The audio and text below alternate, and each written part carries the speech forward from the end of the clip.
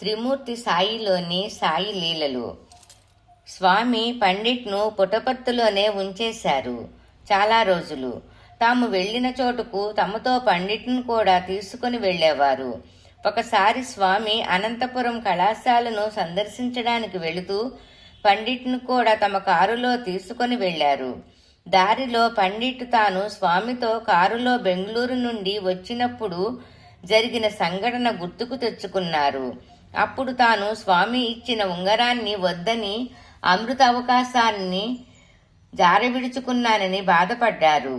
తనకు స్వామి అక్షయమైన విభూతి పాత్ర సృష్టించి ఇవ్వాలని మనసులో ప్రార్థించుకుంటున్నారు. అలాగే కారు అనంతపురం చేరేలోగా స్వామి నగిషి పనితనమున్న చిన్న ఇత్తడి పెట్టెను హస్తచాలనం లేకుండా సృష్టించి, ఇది స్పెషల్ విభూతి, ఎప్పటికీ నిండుకోదు, నీకు కావాలని చాలా తపనగా ఉంది కదూ, తీసుకో అంటూ పండిట్కు ఇచ్చారు. పండిట్కు కృతజ్ఞతతో కన్నీళ్లు జలజలా కారాయి. అనంతపురం కాలేజీ సభలో స్వామి పండిట్ను పరిచయం చేసి ఆయనను సంభాషించమని ఆదేశించారు. మొదట తబ్బిబ్బైన పండిట్ బాగా సంభాషించారు. పండిట్ అమెరికా తిరిగి వెళ్లే సమయం వచ్చింది.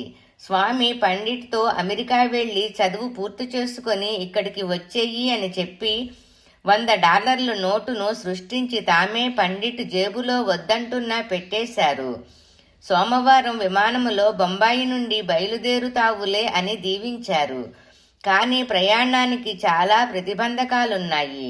తనకున్న వీసా ముగిసిపోయింది.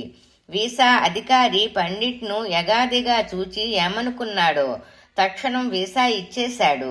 స్వామి చెప్పినట్టే పండిట్ సోమవారం ప్రయాణమయ్యి అమెరికా చేరుకున్నారు. వేసవి తరగతుల విశేషమేమంటే పండిట్ భారతదేశం వచ్చిన బెంగళూరులో నెలపైనే ఉన్నా ఢిల్లీ వెళ్లి తల్లిదండ్రులను చూడలేదు. స్వామే ఆయన తల్లిదండ్రులను ఒకసారి బెంగళూరుకు పిలిపించారు. ఆ విధంగా తల్లిదండ్రులను చూచే అవకాశం స్వామే అనుగ్రహించారు. ఓం సాయినాథాయ నమః.